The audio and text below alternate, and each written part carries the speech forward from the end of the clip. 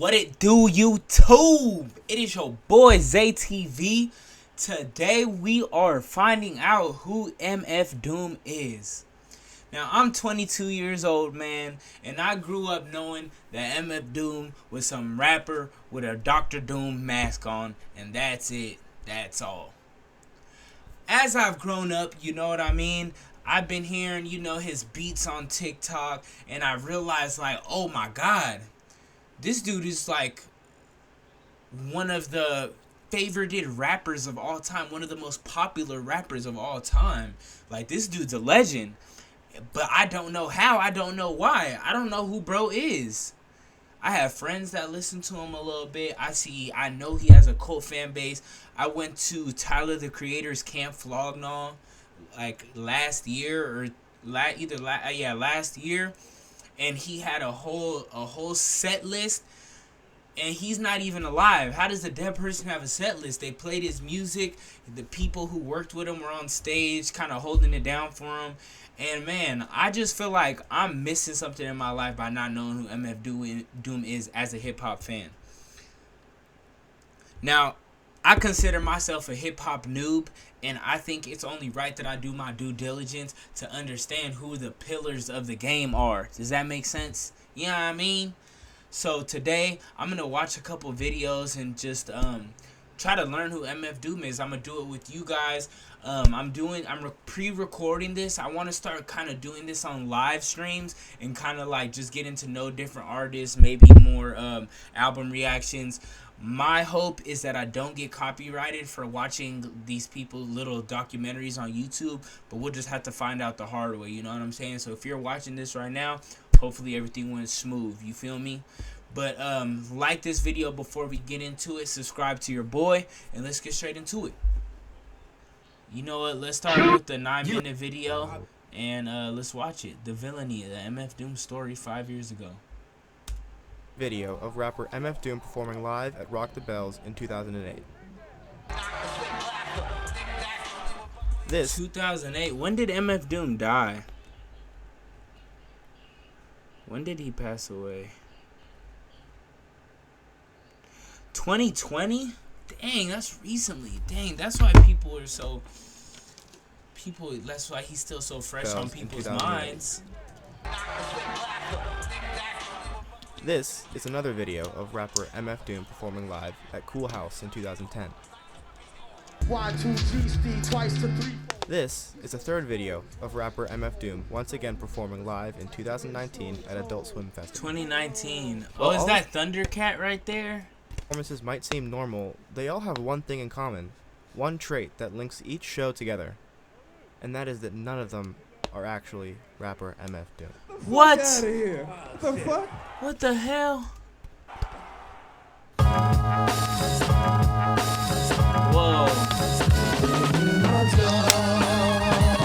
From what I know from bro is like he was like really into comic book characters and villains and heroes, and like he kind of like built a story with his music. I literally have never listened to an MF Doom album, so after this is gonna be the time to listen, you know what I mean?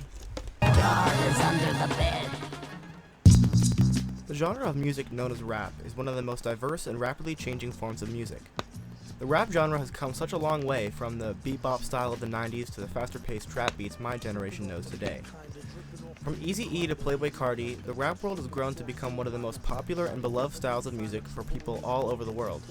But when you think of the changes that the rap world has gone through, pointing a finger at where change began can be difficult. Okay. Somewhere in between the smooth-talking MCs and the faster-paced hard-cut style rap artists, Right. someone had to break the boundaries of what was considered normal. Not for sure. How do we go from the hip, the hop, the hippie, dop, dick, tot, doop, dot, stop to freaking Playboi Carti? She tryna get Trey. She kinda get K. She a little bit caught. And so, like, how do we get here? Puzzle piece, if you will, to connect the two. Someone who was able to interesting. take the rap game and flip it on its head. Okay. Let me paint a picture for you. It's New York, and the year is 1994. A man by the name of Daniel Dumoulin and his younger brother Diggin With Zay have formed a small rap group called KND. The brothers are hard at work at causing finishing their much second damage. studio album when suddenly Diggin With Zay is hit by a car and is sadly killed. However, damn. Doomale, determined to finish what he and his friend started, finished the record Doomale. and brought it to his record label. Damn. But due to the darkness of the album and the grim album cover, which portrayed a Sambo character being lynched, his record label ended his contract. Still fighting with the death of his brother, Doomale was thrown out on the streets, nearing closer and closer to homelessness. Doomale's rap career was over, and he vanished from the underground rap scene for good. Damn. Or so people thought. As I tell the story of Doomale, you'll notice a very common theme, and it's that he is one of the most private artists in rap history. Very little is known about the 5-year hiatus that he took, except that on September 22nd, 1999, Doomale broke the silence with a new solo album, Operation Doomsday, under a new name, MF Doom. Metal Fingers when producing, and Metal Face when rapping. Right from his very first album, there were some clear differences between him and the rest of the rap industry at the time. First and foremost were his use of samples. So bro took a 5-year hiatus and came back with a mask on after losing his brother. Or his friend. I don't remember if it was his brother. I think it was his brother, which is crazy. What did he do in them 5 years? But okay. Some clear differences between him and the rest of the rap industry at the time. First and foremost were his use of samples. Doomale's style involved taking old cartoon TV clips and using them to tell a story. Oh wow. Let me show you what I'm talking about. Every time Doomale begins to write an album, he writes it from the perspective of a certain character. His most popular being MF Doom, a cartoon-like villain in his mid-40s whose only goal is world domination. No way. So his albums are from the perspective of different characters, like comic book characters? How could you make a whole album that everybody fucks with based off a comic book character? However, this isn't the only character Doomale has created. His other characters include Victor Vaughn, a young man in his 20s who looks up to Doom, but secretly thinks he could do his job better.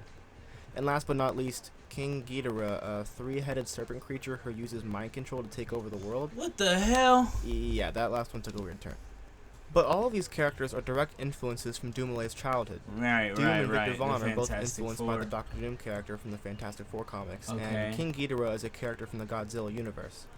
Wow. Using these old characters allows Doomale to sample old clips from cartoons from these franchises to help tell the stories. Oh wow. Some of his songs don't even involve rapping and are just instrumentals over these cartoon samples, devoting entire songs just to storyline. As luck would have it, one of them... This is really just like a musically gifted nerd almost, or someone who knows how to make beats who's a super nerd.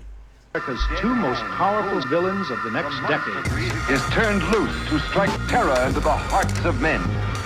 Doomale also had a wide variety of subject matter he covered in his lyrics, almost rarely rapping about topics that were popular in the early 2000s, such as drugs or sex. Wow. He would write love songs, sometimes even just singing about being hungry.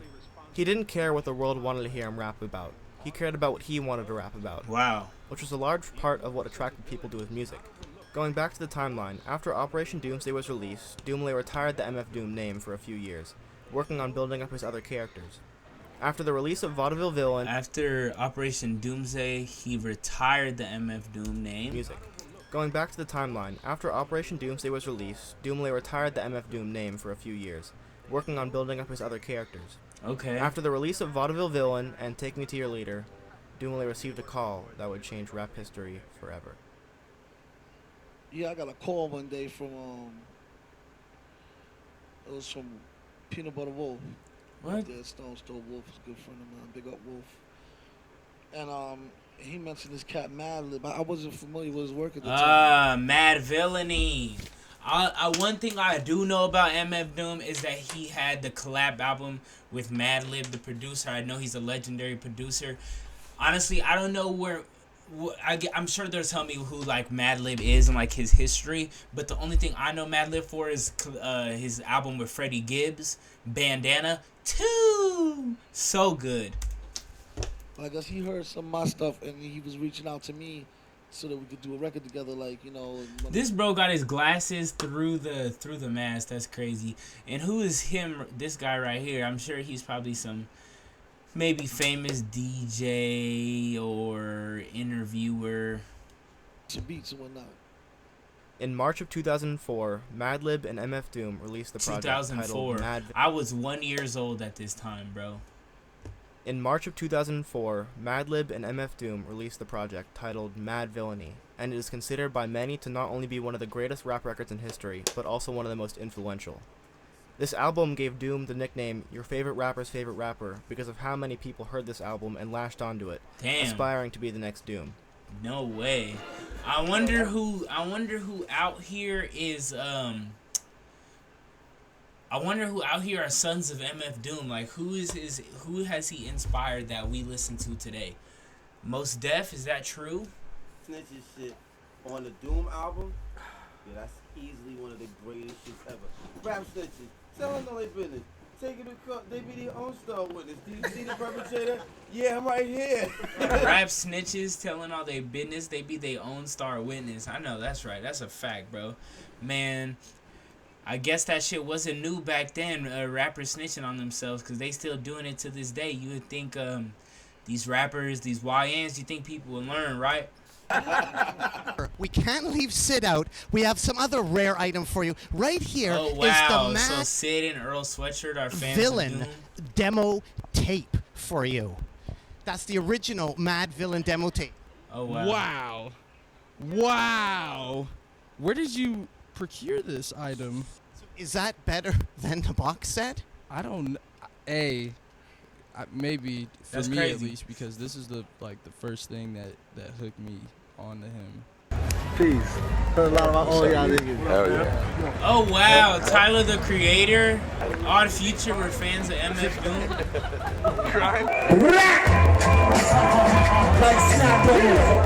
Wow, that's crazy. Wow, and MF Doom had a set at Tyler, the Creator's Camp Flognaw. It's crazy. It all makes sense now. If MF Doom was like a weirdo rapper talking about what he wants to, so is Tyler, the Creator, bro. Tyler, the Creator is an out-the-box ass rapper.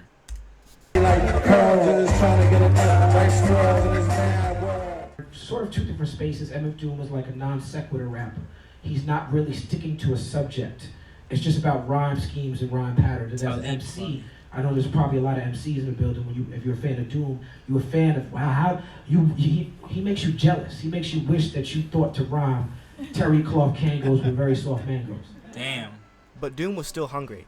Literally. In November of the same year, Doom released Food, his most popular solo album to date. Every track is named after a different food item, with tracks like beef wrap, gumbo, poo putt platter. What? Poo putt platter. Anyways, these two massive releases in 2004 gave Doom a lot of followers in the underground rap community, making him the most popular figure amongst the underground rap scene. But he was never able to break into the mainstream, and I have a few theories on why that is. Doom, as I said before, he wasn't talking about the right stuff. He didn't have the right image. You know what I mean? It didn't fit the mainstream. Most private figures in rap. He has a reputation of keeping quiet about his personal life. He rarely ever does interviews, and when he is seen in public, he keeps in his Doom character, always wearing a mask. Oh my gosh, this was before he passed away, huh? I think this is what he's saying is. I think this came out before MF Doom passed away, this video. Interviews, and when he is seen in public, he keeps in his Doom character, always wearing a mask. Wow. For a long time, people would pay to see Doom perform live just to have a different person under the mask come on stage and perform. No way. This leads us back to where I started.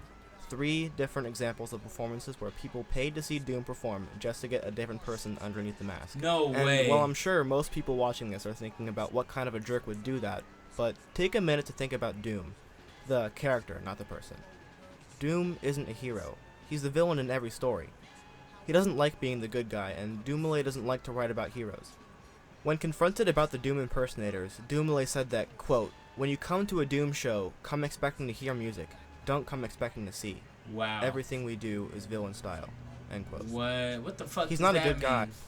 Everything we do, man. I paid to see you, homie. Your ass better be out there. I ain't gonna lie, bro. I'm gonna be hot. You can do that to other people. Don't do that shit to me, though. You taking that villain shit too far. And his fans don't like the good guy. They listen to his music to hear the villain. And this is why he's not compatible with mainstream life. Man, he's that's too pretty cool. rough cut and private. Too many cameras and people looking his way wanting to know what's next. In fact, I don't even think he knows what's next. Doomlay hasn't released any solo projects under any of his many monikers since 2009. Wow. And while he has partnered up with other artists and produced a few tracks here 2009. and there, I think that he's waiting for the right time. Waiting until he's ready, not when the audience is. Waiting until he needs a villain. Thanks, Wow. sir. You look like you have one more thought. Who, me? I Yeah. did. I was just going to tell you that I know what you were thinking about Mike Flynn today. It was the old MF Doom line. Snitches telling all their business, sitting in court and being their own star witness. Already woke, spit a joke, barely spoke, barely smoked, so stated cool. folks when properly provoked, mirror Shout out broke. Jackson, Hair shell, strawberry morning, gone and more important. Shout out Jackson Torn Burns. in, poor men sworn in, corners and Shout out switching Jackson. positions, auditioning. I'm gonna give this a like, man. I'm gonna give this a like. This is not any of my work, you know. I'm not stealing nothing. I'm just simply just reacting to it, man. That was pretty cool. Let's watch another one, but before, let's reflect real quick. Damn, so he was really private, lost his brother, and damn, this came out when he was still alive. So let's watch one that came out after he had passed. Okay. MF Doom, hip-hop's greatest supervillain. The use of any copyrighted material is under the guidelines of fair use in Title 17 and 107 of the United States Code. Such material remains copyright. The original holder is used here for purposes of educating peers and criticism only. No infringement of copyrighted is intended. $1 million. Man, that's what I'm trying to say. Doom against That's crazy, though. MF Doom, bro. His last project was 2009. He passed in 2020. It was in. Damn, he's really a legend. Like, I don't know. I want to see more of his impact, though. Hopefully this can hopefully hip hop's greatest supervillain, it'll explain like more of his impact, you know, on the hip hop world. What up? I know he was Old super rapper, underground. Shut up while you shutting up. Put a shirt on, at least a button up. He rhymes as weird as I feel. Like, dude, I swear to God, when I saw that Mad Villain record, I bought it on vinyl. I didn't even have a record player. I bought it on vinyl just to stare at the album. Damn. And I stared at it and I just kept going, I understand it. When a famous person dies, it's normally felt on a human level first. Through their artistry or interviews, these notable figures tend to divulge personal information about themselves. But in the case of hip-hop's greatest supervillain MF Doom, his death registered in a more individualistic way. Born in London, but molded in New York City, the rapper, whose likeness is now being captured in graffiti format around the world, could have had a very different career. While his projects with fellow creative forces such as Danger Mouse, Madlib, Czarface, and MF Grimm have established that he's always eager to collaborate with another like-minded artist, Doom's tenure I wonder who these guys are. I'm gonna have to do some research on them. such as Danger Mouse, Madlib, Czarface, and MF Grimm have established that he's always eager to collaborate with another like-minded artist. Doom's tenure as an MC began with the structure of a crew. Operating under the name of Zevlov X, a young Daniel first made a name for himself within the KMD crew. I got Lydia outside. We're going to do some recording while I finish up my yard work and see if the new auto-tune... A traditional clique of the era in every aspect, the group, who began as graffiti artists and breakdancers before focusing on the music, made their intentions of causing much damage clear and were first plucked from obscurity by MC Search for a feature on Third Base's The Gas Face. After being signed to a deal by Electric Records, it seemed as though this conscious yet comical crew was on the fast track to carving out a prolific career.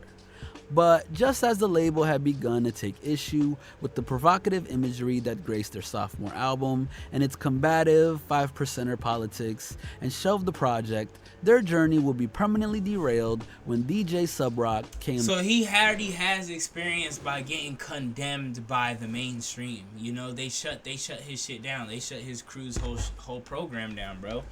Member and Dumoulin brother was tragically killed. Naturally, the young Zev's life was in free fall as he mourned the loss of his sibling and creative partner. In a typical uncompassionate move from the major labels, the promising MC was released from his record deal after Subrock's death and entered a period of wilderness and poverty in which he would regroup.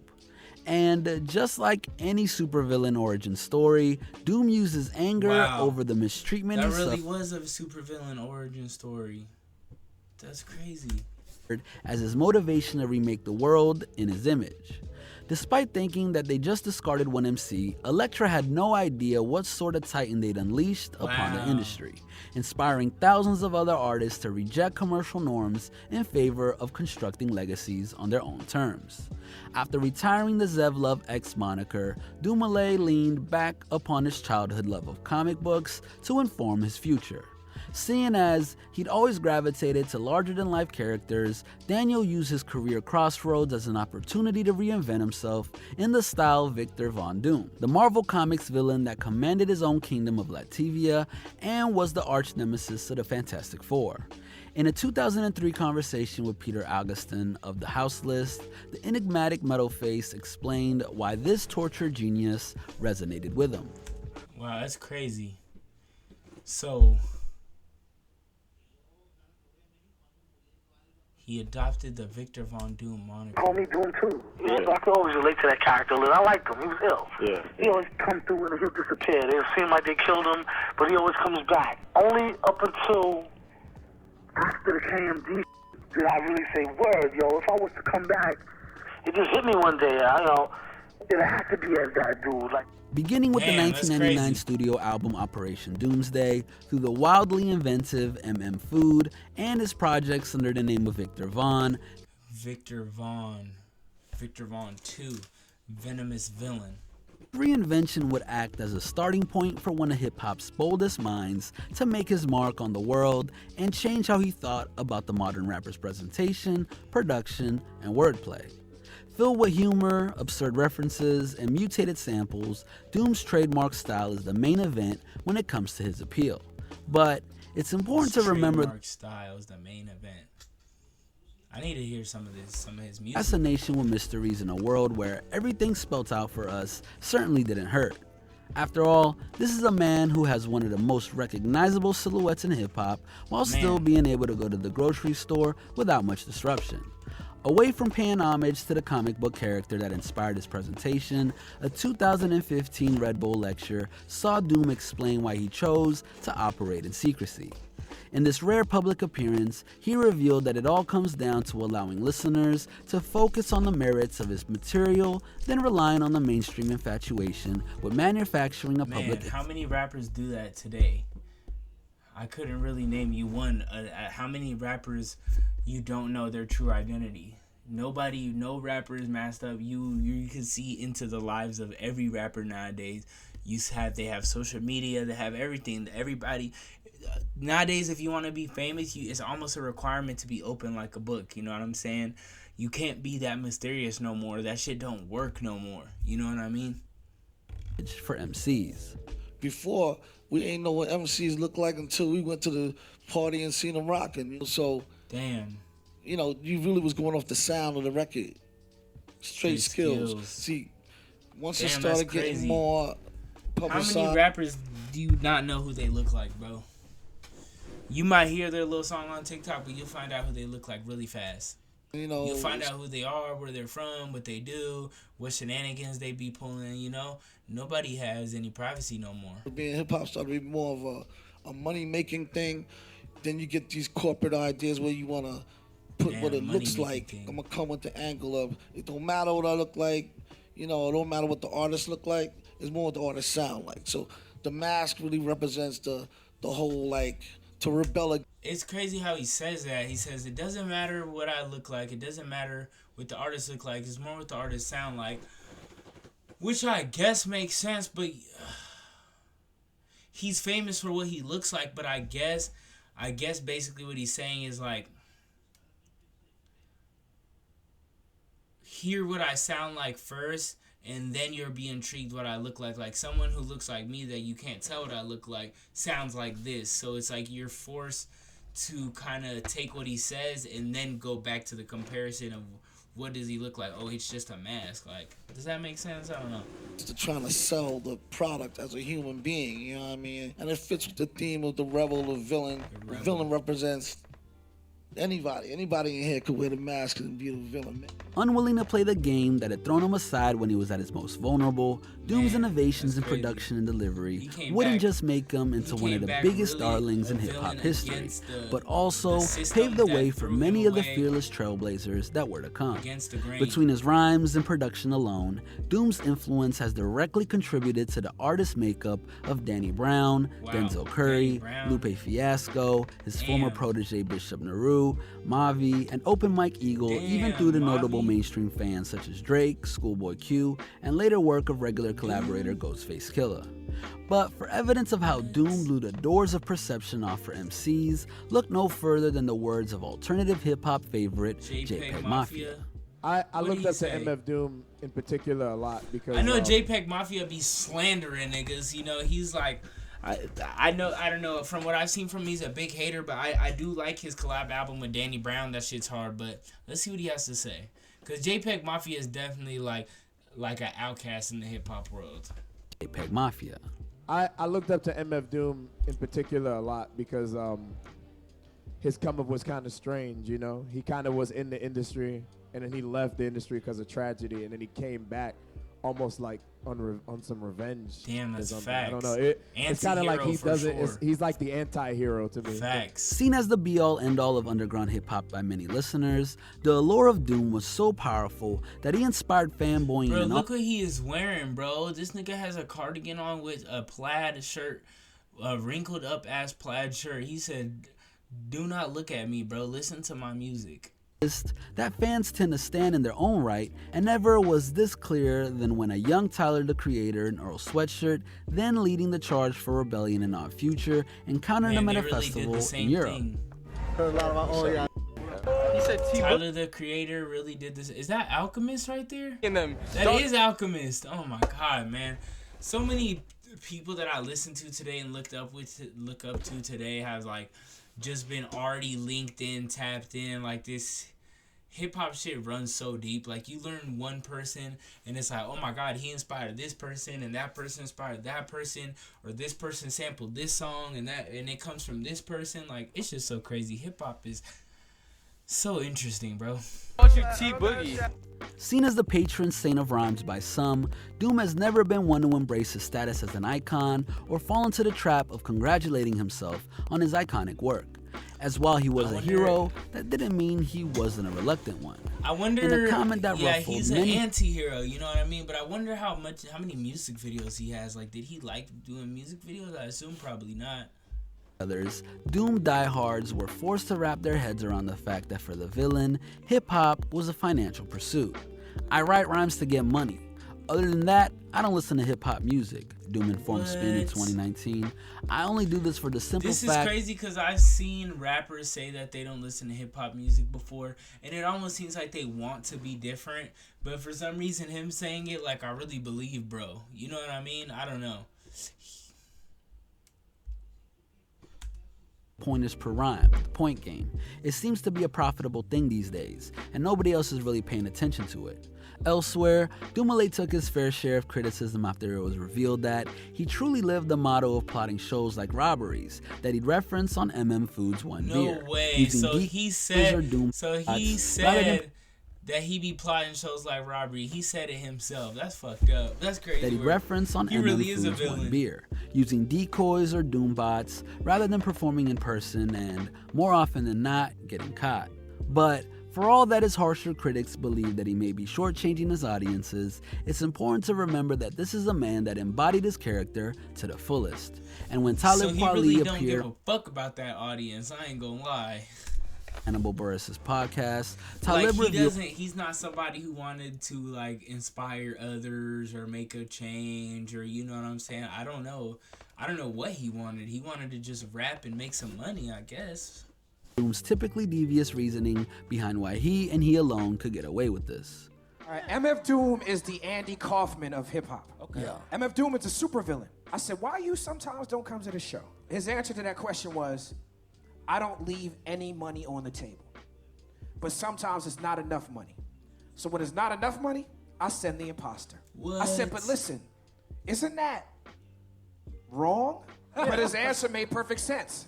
He said, I'm the supervillain. Yeah. that nigga I'm not your friend. He never said You he don't was, have to yeah. like me. I'm Yeah. the villain. Damn. Despite that pulling reminds me of like Kanye West a little bit. Kanye West be so unapologetic like that. You know what I mean? Unapologetic for different things, but like that unapologeticness is crazy. And I like how he said that MF Doom's the only one who could get away with it, because he said this out the gate. He's like, this is what he said out the gate. This is on brand, if that makes sense. It's like this, and relishing in the money that came with his status in the game. That doesn't mean he that almost started the way. I guess hip hop's always been like a anti-hero, like kind of outcast type of genre, kind of like rock is, but it's like he did like some clout chasing ass shit before clout was even a thing, so it wasn't for clout, it was for himself, if that makes sense. Like he didn't do it for reaction. He did some like reactionary shit, but with no reaction intended. He didn't care what the reaction was. People do shit like that for reactions nowadays. he wasn't passionate about what he did and remained committed to delivering quality output for his fans. In typical Doom form, his most candid interview ever came in Addiction UK, where he discussed everyday things such as his upbringing, his siblings, and what he termed as his 5 beautiful children, age ranging from 8 months old to 22. Wow. And in the midst of this candid display, the enigmatic rapper revealed that he was relentless in the pursuit of mastering a craft that many already believed him to be the leading authority in. Wow. Eventually, So he really did admitting do it that he for the felt game. he would never be satisfied. I haven't yet reached the top. That's the goal everybody seems to be reaching for. It's a goal though that is really outside of my reach, I would say. I'm constantly striving for perfection, elevating and educating myself in a way that, all right, I'm better than I was the previous day. That could go on forever. There's really gonna not ever be a top. I don't think I'll do it in this lifetime. Damn. At just 49 years old, Doom would leave the earth on Halloween in circumstances that we, fittingly, may never know. Considering how hard he worked, there's no surprise that in the weeks that followed his death, talk had turned to whether there was more music to come. I hate to say this, but we were actually working on an EP, Flying Lotus wrote on Twitter after his passing. There were more songs that I haven't even heard.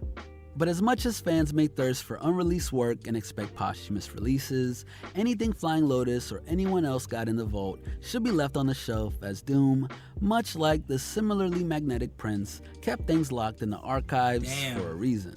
Case in point, during a lecture with Red Bull Music, Madlib discussed why, despite being completed in its totality, the sequel to Mad Villainy will be stowed away from public view. No way. I like to listen to the album. I love it. People have too many expectations, thinking it should be this or that, but it's just a continuation. Yeah. Really like a step above or a step lower. It's just more songs. Damn. In this offhand quote by Madlib, he described how, even without formally announcing the follow-up to their masterpiece, Damn, so there's a whole Mad Villainy album in the tuck somewhere that you ain't gonna never hear. already Damn, dwarfed I know by you sad. expectations. Now that Doom has passed on, they'd be completely unreachable. Lucky thing for me, I haven't listened to any of his music, so I have whatever he's dropped right now. I'll go see what's up with that. And as such, hip-hop listeners will have to be content to delve into Damn, the I back wonder how many catalog masks that he's often has had more and ideas wore. on one album than some MCs do in their whole discographies. And when they get the chance, they should point new listeners in the direction of this subversive genius, as by doing so, the supervillain can live forever. Whether through word of mouth, I want to see a fan perspective who's not famous, someone who just could just talk about what it was like living life and walking the earth, being an MF Doom fan when he was still alive. That's what I want to see. lists or video essays such as this, there's always going to be ways for fans to encounter this mythical artist, and when they hear that music for the first time. Who said that they just stared at it? Mos Def said he just stared at the vinyl. It's likely that death won't be part of the equation, as by making himself into something superhuman, Doom has the ability to live on where others will be confined to reality. Sad as it may be that he's passed on, the hip-hop community can take comfort in the fact that while Daniel Dumile was a mortal man, MF Doom is infinite. Why did I feel like MF Doom was like way older than that? He died of old age, like he was like from way back in the day. That's crazy. He really not though. Damn. That's crazy. That's pretty cool though. I do want to listen to a little bit of his music. The MF Doom Iceberg Explained? I wonder what that's talking about. There's probably so many videos on MF Doom, bro. MF Doom. He's one of the most enigmatic artists in all of music, and probably the main reason you clicked on this video. Damn, 2 million views? Nah, we're not gonna watch a whole another 20-minute views. That was just like, I just needed a little introduction to MF Doom, you know what I mean? I think I might do like a reaction or like a deep dive into his music soon, but man, that was pretty cool. Man, MF Doom, man. Dude was really a villain. He didn't give a fuck about that show. He didn't give a fuck about how nobody felt, which is crazy. He just wanted to be the best rapper. How many rappers out here just want to be the best rapper? That's all they really care about. I would probably say maybe people like Kendrick, J. Cole. Who just wants to be the best, bro? That's all they're really worried about. Like, they don't really care about nothing else. They just want to make good music. Good music. There's not too many, man. And there's not too many who have put on a moniker or a persona that is bigger than who they are, who they were born as, if that makes sense. You know what I mean? There's not too many like super characters out there. Like, that character shit don't work no more. People fall in love with the person and the rappers all together as one. They don't just fall in love with just the music, you know what I mean, or the persona. And some people can sell personas, but it doesn't last. I feel like it doesn't last. But yeah, man, MF Doom, that was pretty cool, pretty educational for your boy. It's you know, I'm a music noob, and I'm trying to get in my bag and do my due diligence in this hip-hop game. So thank you guys for tuning in. Hopefully this doesn't get copyrighted. If you like this video, like and subscribe to your boy. More on the way. Real ZayTV, we are out.